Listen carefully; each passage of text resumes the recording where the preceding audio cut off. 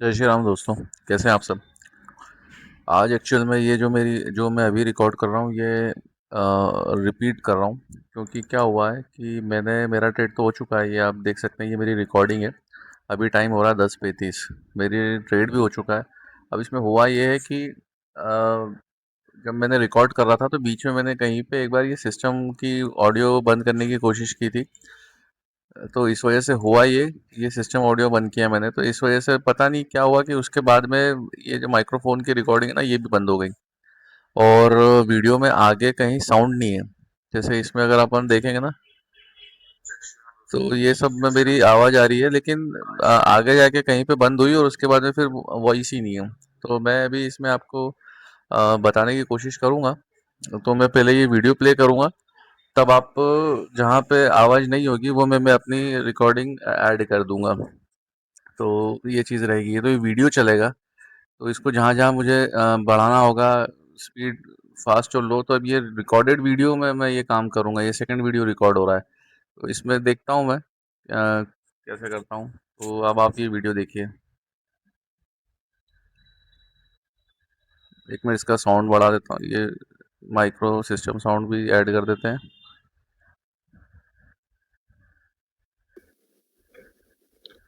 जय श्री राम दोस्तों। ठीक है, कैसे हैं दोनों आप रिकॉर्ड हो लोग। रहा है। आज 29 अप्रैल है और मार्केट इस लेवल पे ओपन हो रहा है 24,096 पे। तो आज हमारा प्लान क्या रहेगा।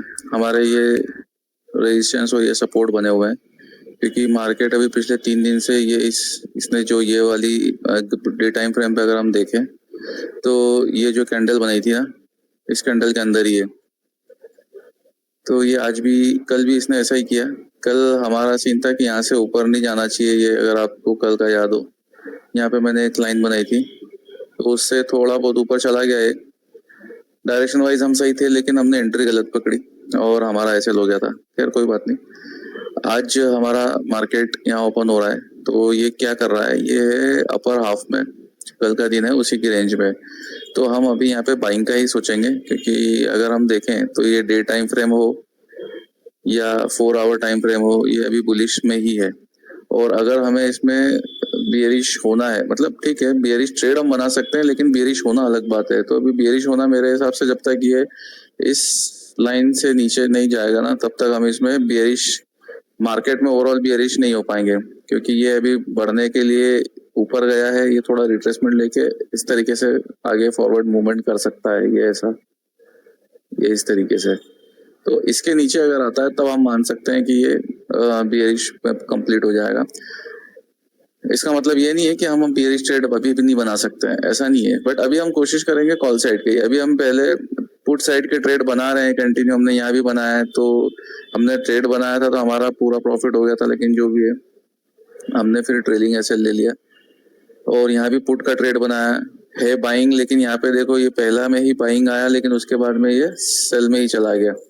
तो यहाँ पे भी हम क्या करेंगे, यहाँ पे भी अभी हम आज हमारा जो रहेगा वो हम बाइंग का सोचेंगे।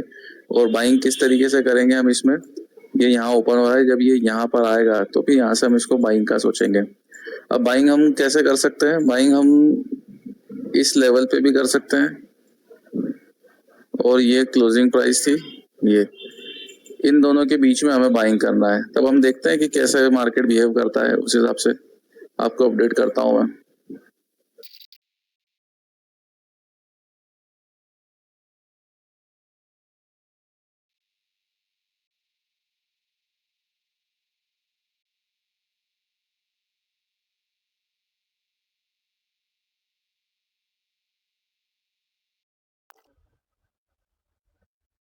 ये यहाँ पे इस जगह मैं आपको ये समझा रहा था कि ये बैंक निफ्टी है। बैंक निफ्टी ने क्या किया है, अगर अपन देखेंगे इसको, मैं थोड़ा फॉरवर्ड लेफ्ट साइड करूँ। जैसे ये निफ्टी है, निफ्टी हमारा यहाँ पे ये बता रहा था कि यहाँ पे हमें इस लाइन पे बाय करना था, जो मैंने लाइन बनाई थी। आपको याद होगा अभी एनालिसिस के टाइम पे ये यहाँ आया नहीं। और इसने क्या किया, ये इसी समय जब बैंक निफ्टी को हम देखते हैं, ये बैंक निफ्टी, तो बैंक निफ्टी ने क्या किया, अपने क्लोजिंग प्राइस का सपोर्ट लेना लग गया है। तो मैं इस टाइम पे यही बता रहा था कि ये इसने जब अपना ये जब इसका सपोर्ट ले लिया है तो अब ये यहाँ से ये निकल रहा है, तो हो सकता है कि अब ये एटलीस्ट इसके ब्रेकआउट तक तो हमें रिट्रेसमेंट का चांस नहीं देगा, और जब ये रिट्रेसमेंट का चांस नहीं देगा उस समय निफ्टी फिफ्टी भी जो है ना वो नीचे नहीं आएगा, और हो सकता है कि वो वहां से ऊपर ही निकल जाए। तो ये सब मैं इसमें समझा रहा था, लेकिन वो वॉइस रिकॉर्ड नहीं हुई, तो ये सब रह गया। इसमें मैंने ये भी बताया था कि जो इसका ये मैं ये बता रहा था यहाँ पे कि अगर ये यहाँ से गिरेगा, मेरे को गिरने का चांसेस इसका इसलिए कम लग रहा था क्योंकि ये गिरेगा तो ये अगला सपोर्ट इसका यहाँ कहीं होगा, तो काफी ज्यादा गिर जाएगा, तो गिरने के चांसेस इसके कम ही थे। लेकिन इसने हमारी, क्योंकि ये इसने बैंक निफ्टी ने सपोर्ट ले लिया, तो इसकी वजह से अब निफ्टी भी फर्दर नीचे गिरने के आसार कम ही लग रहे थे।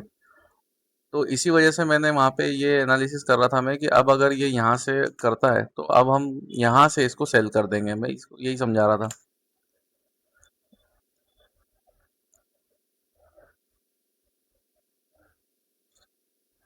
यहाँ से मैं इसको बता रहा हूँ कि मैं इसको सेल कर दूंगा, ये सारी चीजें थी।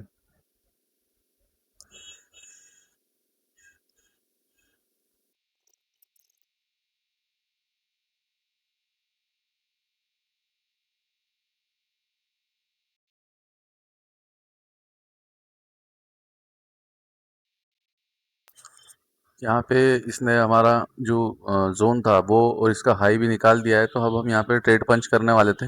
यहाँ पे मैंने ट्रेड पंच कर दिया था इस टाइम पे, ये मेरा ट्रेड पंच हो गया था यहाँ पे।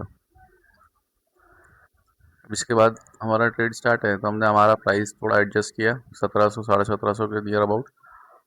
टारगेट मैंने यही छोड़ दिया था क्योंकि मुझे अभी भी लगता है कि ये जब नीचे आएगा तो एटलीस्ट ये अपना इस जोन तक, तो ये जो कंसोलिडेशन का जोन था यहाँ तक तो कम से कम आएगा, और इसकी वजह से मेरा यहाँ तक का टारगेट पूरा हो जाएगा।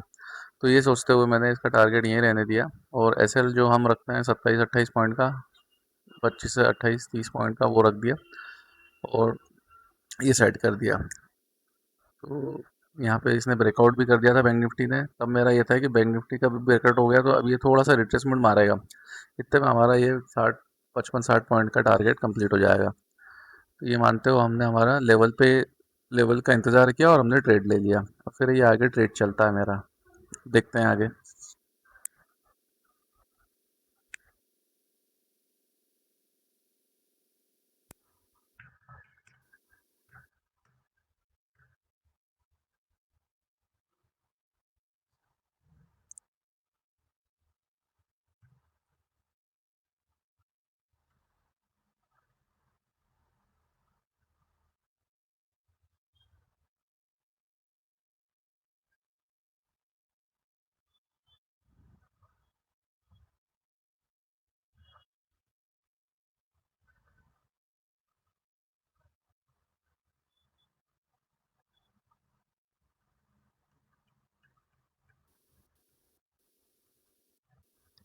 यहाँ पे मैं यही बात करने लगा था कि जैसे ये कंटिन्यू यहाँ पे सिंगल वन साइडेड मूव ही दे रहा है, तो इसके चलते, और बस यहाँ पे 10 20 बज के 20 सेकंड पे मेरा जस्ट यहाँ पे एसएल कंप्लीट हुआ था। तो इसके जो फर्दर 2 मिनट है, यहाँ पे मैं यही समझा रहा हूँ कि एक्चुअल में अभी इसके बजाय मैं वीडियो चालू इसको पॉज कर देता हूँ, मैं आपको एक्चुअल वीडियो से बताता हूँ।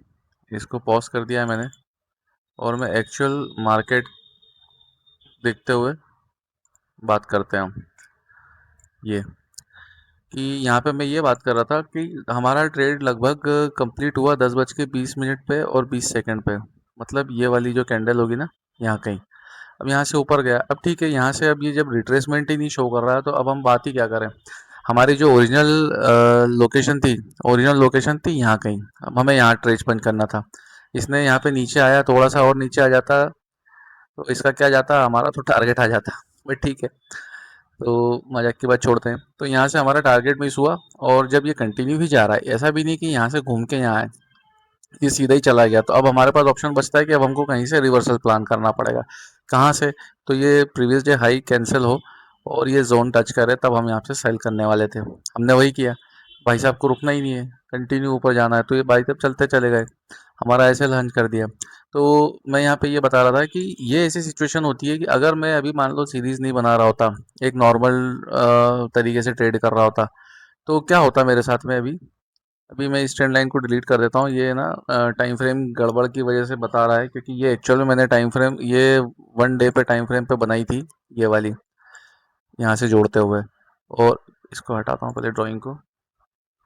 तो आप देखेंगे कि ये अभी इसको टच किया हुआ है, तो यहाँ से रेजिस्टेंस ले रहा है। ठीक है, लेकिन अब मेरा हिसाब से यहाँ तक जाना नहीं था, इसलिए मैंने उसको कुछ किया ही नहीं था। अब लेकिन ये भाई साहब वहाँ तक चले गए, तो ये गलत बन रही है, एक्चुअल में यहाँ बन रही है ये। ठीक है, तो अब यहाँ पे अगर मैं नॉर्मल सीरीज नहीं, मतलब ये सीरीज नहीं कर रहा था ना, तो जिस चीज़ का मेरे को डर था वो ये था कि मैं यहाँ पे फोमो में कूद जाता। इसमें कोई बड़ी बात नहीं थी, फोमो में मतलब मैं अपने जो मल्टीपल ऑर्डर्स होते हैं, इसको बोलते हैं ओवर ट्रेडिंग, ये मैं अभी तक मैं घुस जाता है इसके अंदर। क्यों? क्योंकि मुझे 2-3 दिन का फ्रस्ट्रेशन है अभी। 2-3 दिन का फ्रस्ट्रेशन कैसे है अभी? अभी ये कोई बात छुपाने वाली नहीं है। यहाँ पे मेरा अच्छा वाला टारगेट आ गया था, मैंने टारगेट छोड़ दिया, बट ठीक है कोई बात नहीं, वो मैंने पहले भी किया है, इसलिए मैं अभी भी कर रहा हूँ और आगे भी करता रहूँगा, क्योंकि मैं एसएल को बढ़ा या घटा नहीं रहा हूँ, मतलब रैंडम जगह पे बढ़ा घटा नहीं रहा हूँ, मैंने टारगेट को बढ़ाने की कोशिश करी, उस हिसाब से काम किया, और फिर मैंने एसएल नहीं लिया है। ठीक है, मैं ब्रेक इवन पे निकला हूँ, तो मेरे को प्रॉफिट के लिए ये रिस्क तो लेना पड़ेगा। जब बड़े बड़े टारगेट मुझे लेने होंगे तो मुझे रिस्क लेना पड़ेगा, और अगर मैं अभी लर्निंग के फेज में मैं ये चीज़ नहीं करूँगा तो मुझे सीखने में थोड़ी सी समस्या आएगी। तो इस वजह से मैंने किया, और इसने मार्केट ने क्या किया, यहाँ से ये गया, मेरा टारगेट यहाँ पे दे दिया, और यहाँ जब रिट्रेसमेंट किया ना, यहाँ पे मेरा जो भी ब्रेक इवन था वो निकाल दिया भाई साहब ने, और फिर जो टारगेट हम चाहते थे हम वो पूरा टारगेट मिला। आप वीडियो देखना, उसमें आपको समझ में आ गया, इसने पूरा टारगेट दिया जो मैंने बात की थी। ठीक है, इसके बाद में हम जब यहाँ बात करते हैं, तो यहाँ पे भी मैंने जहाँ पे सेल करने का पॉइंट किया था मैंने सेल किया, लेकिन मेरा एक्सपेक्टेशन ये नहीं था कि ये इस लाइन को क्रॉस करेगा। इसने किया, ठीक है, थोड़ा बहुत क्रॉस कर दिया, लेकिन वहां से पलट के जो भी मैं एक्सपेक्ट कर रहा था वो सारी चीजें की। तो यहाँ पे भी हमारी क्या हुई, लोकेशन की गलती हुई। इसके पहले की भी वीडियोस जो हैं, हम यहाँ तो चलो हम डायरेक्शन वाइज ही गलत हो गए थे। तो अभी हम इसको वीकली जब जनरल बात करेंगे ना, तब हम इस बारे में बात करेंगे, क्योंकि ये वीक में ठीक है, इस वीक में तो मंडे से बात करेंगे, यहाँ 27 से बात करेंगे, ये सब तो हम कर चुके। पर यहाँ पे ये शुरू के 2 दिन ही फ्रस्ट्रेशन वाले थे, क्योंकि मेरा एक्सपेक्टेशन था, मेरे को लग रहा था कि यहाँ पे 2 दिन में मुझे टारगेट ही मिलना था। यहाँ तो ठीक है कोई बात नहीं, अभी एक तरफा ही चला जाएगा तो हम कुछ नहीं कर पाएंगे, और अब बचे हैं 2 दिन, तो ये जो है ना ये फ्रस्ट्रेशन डालता है। और ये मुझे पहले भी, जब मैं 5-6 महीने पहले ट्रेड करता था, तो मैं अभी तक तो फ्रस्ट्रेशन में आके बहुत सारे ट्रेड पंच कर चुका होता। ये मार्केट बहुत स्लो चल रहा है, और ये स्लो है लेकिन है मोमेंटम में, क्योंकि इसको पूरा दिन कुछ ना कुछ करना है, इस वजह से ये धीरे धीरे चल रहा है, वरना इतना मूवमेंट तो 3-4 कैंडल में कंप्लीट कर देना था। पर ये मार्केट स्लो है और कंटिन्यू चाह रहा है, ये एक्चुअल में एक्सपायरी वाला दिन है इस तरीके का। निफ्टी में एक्सपायरी होती है, हालांकि निफ्टी में नहीं है आज, शायद सेंसेक्स में है। तो ये उस तरीके से काम कर रहा है कि सिंगल साइडेडली एक तरफ ही सबके एसएल उड़ाने का काम, क्योंकि उनकी प्रीमियम बढ़ती जाएंगी तो सेलर जो है, जो कॉल सेलर है, वो भागते जाएंगे। तो ये वो वाला मूवमेंट है जो एक्सपायरी का होता है, कि सिंगल साइडेड ही मूवमेंट चलेगा, और अभी भी थोड़ा रिट्रेसमेंट देने के बाद में ये भाग ही रहा है। तो ये चीज़ है, तो ये अभी तक तो मुझे एक तरीके की फ्रस्ट्रेशन में डाल के मैं ओवर ट्रेडिंग में घुस जाता है एक लूप में। तो जो अभी तक जो भी मेरा लॉस हुआ है इस महीने तक का, वो पूरा का पूरा क्यूमुलेटिव में 1 या 2 दिन में ही निकाल दूं। ठीक है, लेकिन हम वो गलती करेंगे नहीं, क्योंकि हमारे से वही गलती अक्सर होती है कि हमें लगता है कि ये मार्केट हमारे डायरेक्शन में जाएगा, और हम इस वजह से कि जहाँ पे भी एसएल हुआ है वहां से ही अगले 1 मिनट में अगर बुलिश, हमारे प्रीमियम बुलिश जाने लगी, अगर हम बायर हैं तो जैसे ही ग्रीन बनने लगी, तो हम उसमें घुसने की कोशिश करते हैं। तो वो ही, और पता होता नहीं है मार्केट में आगे जाने के क्या होता है, क्योंकि रुकने वाला मार्केट कहीं तो रुकता है, ये तो कंटिन्यू भाग रहा है। ठीक है, भागने दो इसको, जहाँ तक जाना जाने दो। हमारा ट्रेड जो था वो हो गया है, हम बाहर निकल चुके हैं, हमारा जो भी था, कहाँ गया ये, हम 10 बज के 1 मिनट में एंट्री मारी थी, 10 बज के 20 मिनट पे बाहर हो गए। 221 एंट्री प्राइस थी, 194, 194 पे हम बाहर हो गए, आज 1790 का लॉस लगा। और मार्केट अभी भी ठीक है, थोड़ा बहुत ऊपर नीचे कर रहा है, हम बाहर हो गए थे 193 समथिंग पे, और ये मार्केट अभी 183 10 पॉइंट नीचे गया है। ठीक है, खैर कोई बात नहीं, ये सब बातें वो नहीं है कि ये मार्केट देखो यहाँ से रिवर्सल ले लेगा या क्या कर लेगा, जो होना था वो हो चुका। निफ्टी बैंक ने भी अपने आप को बुलिश ही मेंटेन किया हुआ है। ठीक है, तो अब कल देखते हैं। जय श्री राम।